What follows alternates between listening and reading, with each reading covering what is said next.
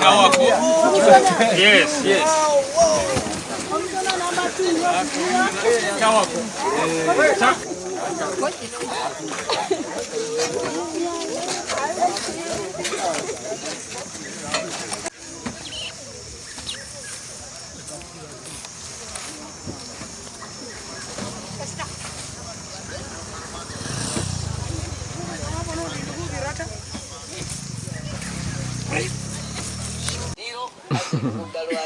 Yali leader of opposition. Naye yali musiru. Lopa ina budget.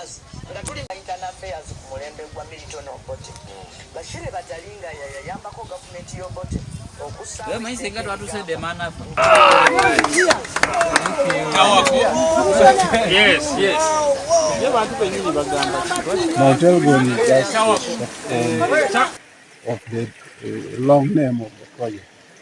The long name is Promoting Integrated Landscape Management Approach for Conservation of the Mount Elgon Landscape. It is a government of Uganda project. It's a 5-year project. We started way back in 2023, and we are supposed to be closing in 2027, which is next year.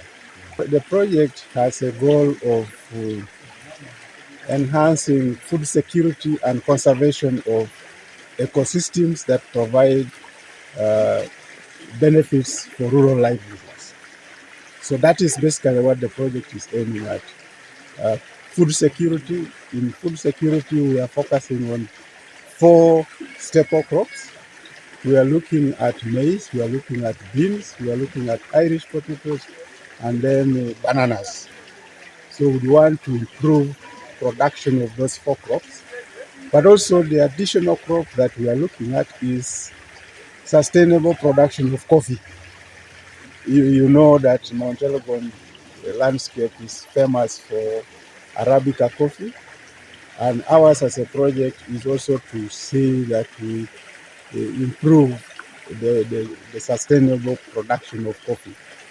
So we work with the Ministry of Agriculture and Industry and Fisheries as our core partner for those crops that I have talked about. Then we also work with the Ministry of Water and Environment, in this case focusing at issues to do with restoration also, particularly of riverbanks and wetlands, but also the forests, the central forest reserves. Then we work with local governments, 9 local governments in the landscape. It's a project we have so far done something that we are proud of. There are a number of restoration initiatives that we have undertaken. In terms of wetlands, since the project started, we have restored 127 hectares of wetlands. For forests, that is central forest reserves, we have restored 410 hectares, specifically of Namatale Central Forest Reserve. Namatale Central Forest Reserve is found between Mbale district and Sironko. So the 2 districts share that Central Forest Reserve. But also we have done some restoration on local forest reserves, particularly Mutufu in Sironko. We have done some restoration there. But we have also, before we did the restoration, we had to develop restoration action plans, which are guiding the restoration efforts. That's River Makuba. We have River Kamisaru in Manafa. We have River Kaptokwe in Kapchoro. We have River Siroko in Siroko. We have River Sundet in Kwen. We still have more that we are going to start on restoring because there are a number of these rivers. That is what we have done in terms of restoration. Then when it comes to the crops, the crops that I talked about, I'll start with coffee. We have done quite a lot with coffee. We have done numerous trainings of people, the farmers that are involved in coffee production, just to make them, ready to participate in the coffee value chain. But we have also, as a project, linked them to international markets, working with Bugisu Cooperative Union, working with other private sector like Kalamugosi Women Empowerment in Siroko. We also have Bushika Integrated Area Cooperative, that is in Bududa. Then we have Mount Elgon Agroforestry Cooperative uh, Society, which is in Mbali. So working with those, the farmers in the Bugisu area that are involved in coffee production have been able to be linked into the international market. And they have also been trained in the different certification schemes for coffee. Here we are talking about fair trade, we are talking about uh, organic production of coffee. Because it comes to the food crop, that is maize, beans, bananas, and Irish potatoes, I must admit that we have done very little on that. We are not working on that in isolation. We are partnering with ICRAF. ICRAF is in World Agroforestry Center. As you are aware, as some of you might be aware, ICRAF has a competency of developing technologies that help in improving soil fertility in the farm using trees. For them, they have tree species that they bring to the farmlands and guide the farmers on how to plant them so that those trees improve on the nutrients of the soils. But at the same time, they also provide a cover. They are like cover crops. When it rains, you do not have the raindrops directly hitting the soil, because when you have raindrops hitting the soil directly, they actually loosen the soil, and when now there's water, which is when they are runoffs, you find that the loose soil is going to be swept away. So that is what ECRAF does with us. So what we really put at the forefront is working with the farmers themselves. The communities, once you work with them, when you tell them what is supposed to be done and they buy in, you find that even after the project has gone, what you started is going to continue. They have welcomed the project. And that is why you see, even in this planting, you see they are the ones carrying the seedlings, and even the pitting, they are the ones who are pitting and doing the work. Even when it comes to construction of the trenches, same story. It's the farmers themselves who are doing it. We don't pay them for that. We tell them that it's for their own good that we are doing those kinds of things. And they have actually embraced the interventions of the project.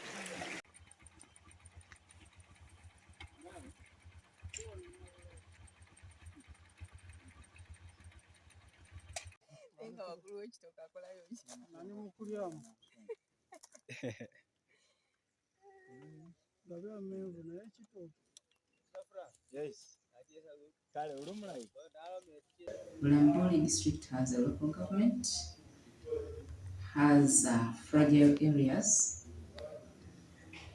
most which have been degraded, and in the end, when we have heavy rains, we get landslides. These include the mountainous areas of Bumasogo, Buluganya, Soti sub-counties, then the stretch of Nabiwutu, Lusisi, then Lusha, then we have the other side of Namisuni sub-counties. Those are the high-risk areas. And of course, parts of Sim, where we recently lost a health center, which was almost completed. Um, the lower part of Lamboli, on the other hand, also experiences flooding that is stretching from Buharu, Bunalwe, Wanyanga, Miyembe, Bulamboli Town Council, Nabombo, Wihonge, Bunambutito, Bumufuni, including Bulegeni.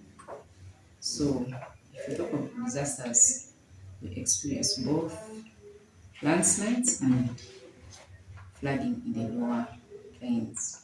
Normally do have warnings when we receive the information from the meteorology department that is under the Ministry of Water and Environment. It gives us monthly, and on request it can even give 10 days weather forecast, where we share on platforms and where we expect, of course, the people we share with to also share with others. Some instances we go to the radio stations and warn people about the rains that they are yet to receive and what they can do. Having some projects that are helping us to restore these fragile areas, like the mountainous, we are having the Mount Elgon project that is basically on the integrated landscape management. That is in 4 sub-counties of Nabiwutulu, Bumasobo, Buluganya, and Sot. It has done several activities on majorly soil and water conservation. Though there are some components, it's still doing like coffee, but on the restoration, it's basically the land, the soil and water conservation. We are having SACRIAC, which is traversing in also many sub-counties, which has promoted tree planting as well along the river banks. That is stretching from Buluganya, some parts of Legeni, then Buhalu and Miembe sub-county. We are having an ecosystem-based adaptation program that has helped in the restoration of some hills, that is the Legeni Hills, and the riverbanks, that is the River Stronghold microcatchment stretching from Wanyanga, Narwere to Buhalu sub-county. SACRIAC helped us to develop a management plan, which we have integrated in our budget. So we hope to do more restoration in the next financial year. When you visit the River Stronghold microcatchment, that is under the project of EBA, that is ecosystem-based adaptation, but in full it's reducing the climate change vulnerability of local communities in Uganda through ecosystem-based adaptation. We did involve the communities who are using the lands adjacent to the rivers to plant bamboos and other species. Though we've registered some success, of course others failed because of the sun and the flooding. So we've done that restoration. And then SACRIAC also did some tree planting along the river and some parts of the hilly areas. Mount Elgon project has also done the restoration of River Simu, that is basically in Buluganya, and it's promoting napier grass planting along the roads and in people's gardens to help on the soil and water conservation.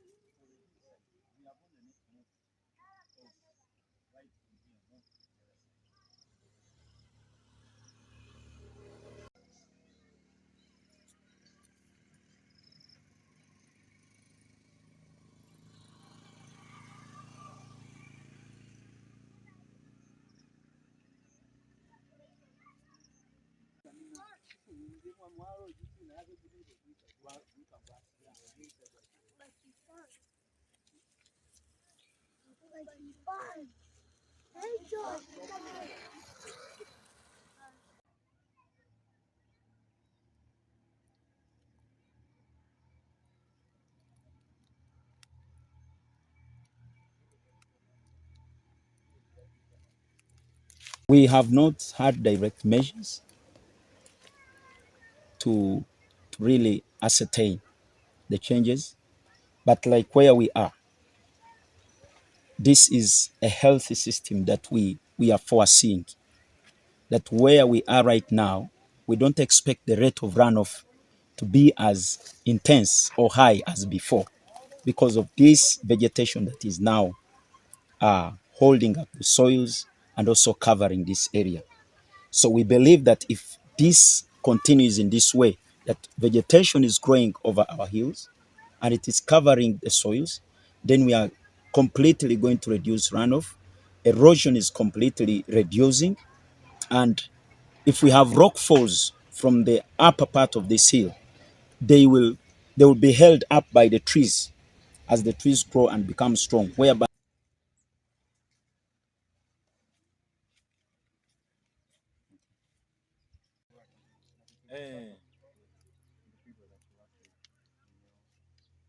yeah, they are part of the farmer. Tree seedlings.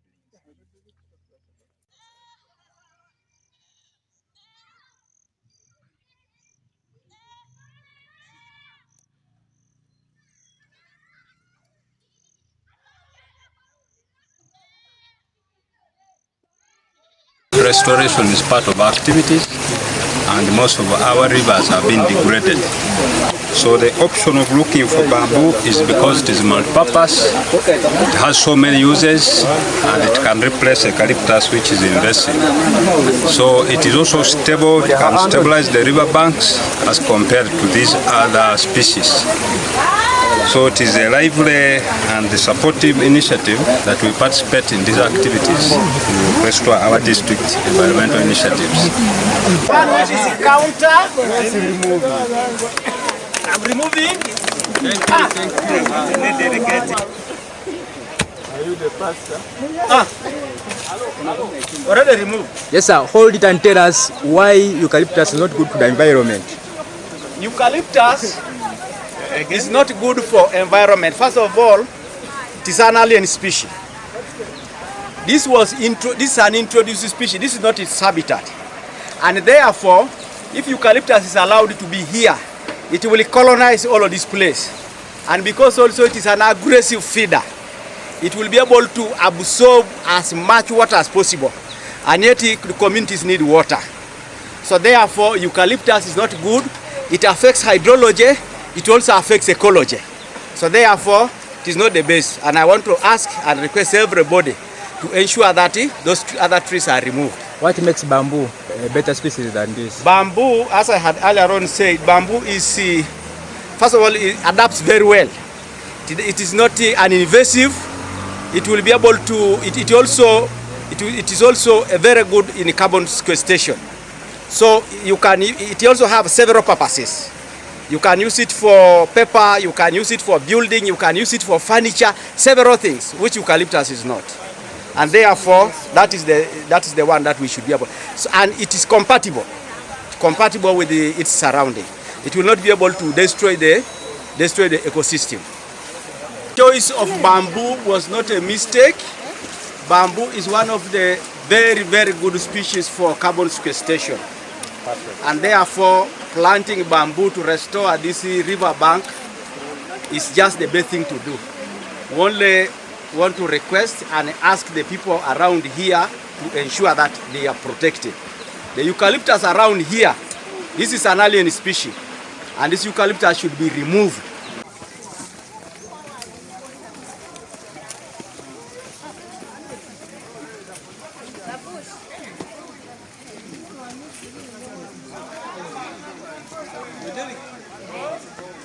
Still photo